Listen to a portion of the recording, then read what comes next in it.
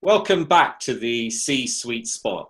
This is where I interview inspiring C-suite leaders from our network, and I'm checking in on them to see what they've been up to in these challenging times. Last time, as you will recall, we gained some great insights from the two founders of Drinks Cubed, the sustainable water brand. And this week, we moved to another inspiring interview with Tom Horvath Neumann, the CEO of Estom Ltd. Having started his career in corporate finance, in 2009, Tom joined his mother in the business of importing specialty fine foods from Hungary, a business with over 70 years of history.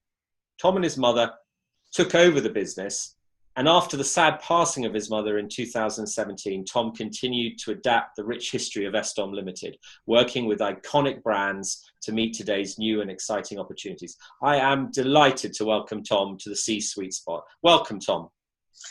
Thank you very much, Rob. Thank you for having me. Pleasure to be here. Great. So, Tom, I think you know the format. We ask 5 questions. Hopefully it's very informal. I'm really looking forward to hearing your answers. So, to kickstart, Tom, if you could explain what Estom does, and as a second part of the question, what are the unique challenges your industry faces? Thank you very much, Rob. Allow me to give a little bit of context.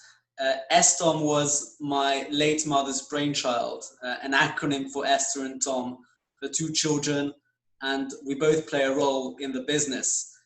The importation of food goes back thousands of years, and even in my own family history, 3 out of the last 4 generations on my maternal side were either grocers or merchants in Hungary, so maybe it's in the blood. We arrived in the UK as my late mother was headhunted to join a British-Hungarian joint venture company 30 years ago.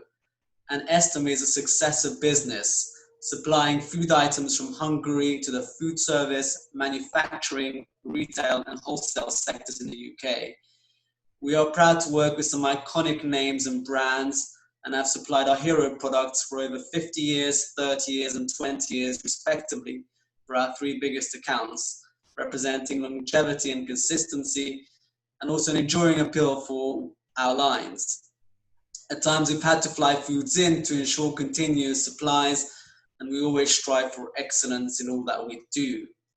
As regards the second part of your question, the challenges, and how long do we have on this?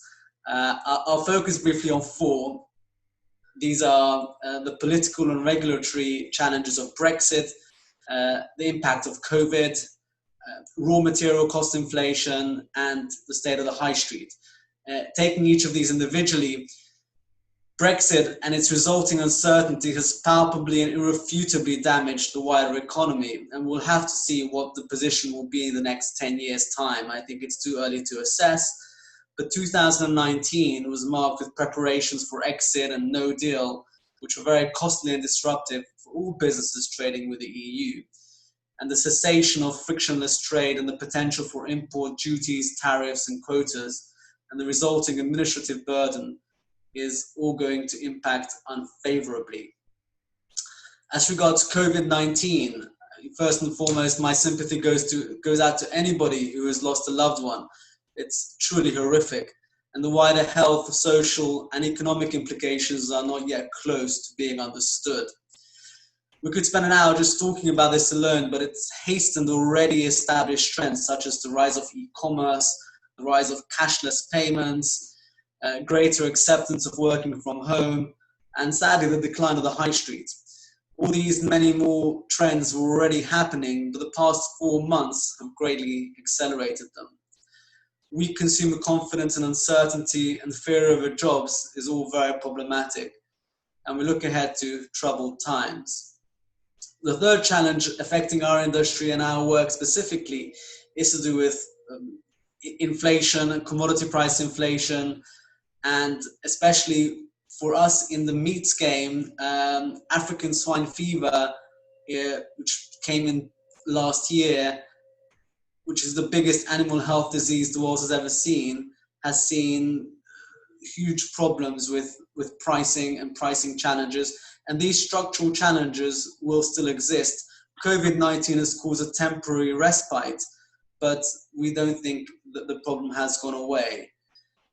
And in terms of the high street itself, a core part of our business is servicing restaurants, and the challenges are well publicized, with a host of leading restaurant operators closing or restructuring.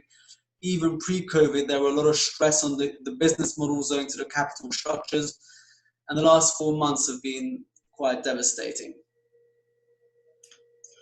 Wow. That's a big and very clearly articulated list, Tom. And one of the things I like about you is how you have a real handle on all the challenges. But you say and describe them with a kind of a smile and determination on your face, because every generation has their challenges. It does feel at the moment there's a particular set that has never really come about before and is causing a lot of challenge and angst. We're going to go on and understand how you're going to tackle some of these things, or how you have been tackling some of these things. The next question is, how has Estom been affected specifically? How has your business been, if you're happy to share, what challenges have directly affected you because of the lockdown? Well, thanks, Rob. I think your assessment there is correct. As alluded to earlier, a core part of our business is supplying the leading restaurant chains with ingredients and wholesalers who then distribute to independent restaurants. As demand ceased with sudden abruptness in March, we had to appraise and plan very quickly to try and protect our strategic stock holding. And as a small business, we can ill afford wastage, not just for commercial reasons, but also morally. I do not subscribe to unnecessary waste when not everyone on this planet has the same privilege and access to food. As core demand largely dried up, we were able to continue offering delicatessen products to wholesalers and independent retailers, a business which picked up naturally, but for us, it could never replace the loss of the restaurants. Much of our lines are in large catering bags, which are too big for direct-to-consumer channels. So we continued working. The requirement to import a single pallet is not dissimilar to moving a full truckload, but the economics are very different. We also reached out to a lot of our customers and retailers to offer help and support where we can, and try to be proactive and assist where we could, even driving samples down to buyers' homes. Okay. And I think, you know, I've shared, or you shared some of this experience with me, and it has been fascinating to see how some businesses have pivoted and really tried to change their ways and adapt given the current circumstances. I want to come on to ask you a bit more about that. Specifically, how have you adapted your business in light of these challenges? How have you remained relevant and prepared for the new world we're now entering? And it'd be really great if you could share some of the new activity you're embarking on and have worked on over the last 3 months. Great. Well, thank you for the opportunity to do so. I think you're right to use the term pivot. It's what almost every business has had to do at this time. For us, it's been a long-held ambition to create our own branded offering. And COVID-19 has further demonstrated the opportunity in grocery retail and having a compelling consumer-facing brand. Our core line, our hero product, is pepperoni, which we supply to the leading Italian restaurant chains. And we have, with the immensely impressive visionized team, created our own brand, which we are in the midst of launching. So stay tuned on that regard. In a nutshell, we're on a crusade to rid the world of boring and mediocre pepperoni, to demonstrate the superior quality and inimitable taste of these products, which has been proudly supplied to the UK for over 50 years as the Rolls-Royce of the pepperoni world. But we feel it's time to bring this to a wider appeal and a wider audience, and let its taste and flavor profile excite and elevate a wide array of dishes. It can work well in risotto and pasta dishes, in crumbled format on salads. We believe it's got real versatility, and it shouldn't just be used as a pizza topping of choice. to answer your question more directly, over the last 3 months, on a personal level, I feel I've managed to triple my workload, as in addition to the core business, which has undeniably been affected by COVID, but it still requires a lot of maintenance. We have 2 new exciting projects that we've been working on. Firstly, we're working with an iconic restaurant brand to take them into grocery retail and have a confirmed top 4 listing, which we're super excited about. And secondly, the launch of our own branded offering, which I've just alluded to, in which you and Visionize have been instrumental.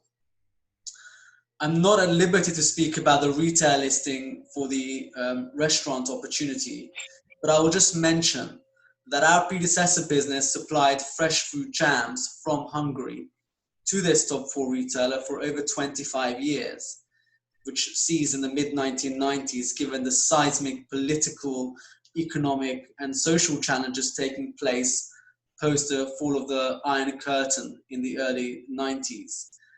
And it's particularly fitting for me personally that we're back in with a business where we have a long history. And I'll never forget in the early 1990s when we arrived in the UK and we did the family shop, my late mother would spend a little bit of extra time on the fresh fruit jam aisles, inspecting the offering and showing me the products and the Made in Hungary tag. Yeah, the history of your business is fascinating, but what I love about it is you convey it to the new world, and we're certainly entering in a new world now where consumer needs are changing. I love your campaign to rid the world of mediocre pepperoni, and anyone's had the chance to try it, your product will know what you mean by that. It's a fantastic tasting product, so we wish you all the best with that. On a personal front, Tom, you're a young father of 2. You're a CEO of a business that's had to pivot, as we've just heard. How have you coped as an individual in the last few months? My lockdown has been very contrarian to what I understand to be the general experience, in that I've been going to the office with my co-workers working from home, but my daily schedule has been unchanged as I got to leave home and head to work whilst my dear wife has had our 2 young girls at home. So I was not fully exposed to homeschooling in the way so many other parents and peers have had to cope with these challenges. At the beginning of lockdown, I anticipated a slower pace of work and a more gentle, surreal and time and an opportunity to catch up with some longer term projects. But that has not proven to be the case. Rather, work itself has been more intense, and the aforementioned projects and tripling of workload has meant that it's been a full-on period. I also think I managed to drop a few kilos when the trend has been the other way around. So it just gives you a flavor of how contrarian I feel lockdown has been. So as such, I recognize how privileged I am to have been able to continue working throughout this time in a stimulating environment. But I do miss the personal interaction. I'm not a great fan of doing everything online and prefer to meet people in person, as the dynamics are uncomparable, and I think so much more is achieved and so much more is done, and from a societal perspective it's so important. So I do look forward to the opportunity to getting around a table and having real interaction. Here. I think certainly we agree with that too. We've all had to cope with the virtual world, and I think we'll have to continue doing more of that as we look for the vaccine. But I think we all need to be brave now as we step forward and try to open things up and return to the normal we can. To that point then, Tom, I think you've always been pretty visionary, and in our conversations I like the way you look at the future and try and assess where the opportunities are. How do you see the next 6 to 12 months panning out? What does the new landscape look like from your perspective? I'm a natural optimist, and I want to judge favorably, to seek out the good, and to focus on matters that we can actively influence and do something about.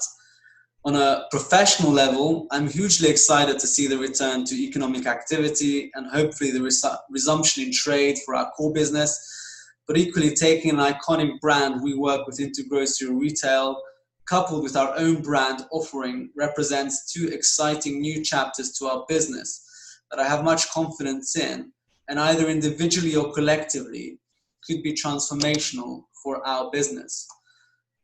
There are dark clouds ahead, which would be wrong to ignore. These were set out in the earlier part in terms of the challenges faced. But I want to look forward and plan to the best of our abilities. On a personal level, I hope to have more time to read, to write our own family history, first and foremost for the future generations in our family, and also look at separately the history of our business and to write that story, which hasn't been done. I want to draw upon the rich legacy and the two brilliant individuals to whom we have to be enormously grateful for in building such strong foundations that we are proud to continue, namely Mr. Traitle and Mr. Fayer. As a father of a 2-year-old and an almost 3.5-year-old girl, being present in their lives and having the privilege to see them grow and develop is what gives me the most joy and pleasure, and that's what I greatly look forward to the most. That's brilliant. Listen, I just want to thank you for coming on today. Something I've wanted to get you onto the C-suite spot for some time, and you've been so busy. You're also a modest man, so thank you for sharing these things. From our perspective, all the work you've put in over the last 6 months is a testament to the type of character you have, and I'm sure your mother would be tremendously proud of what you've achieved in this tough time, as will your daughters. So just want to thank you and catch up soon, Tom. Thanks very much. Thanks very much, Rob.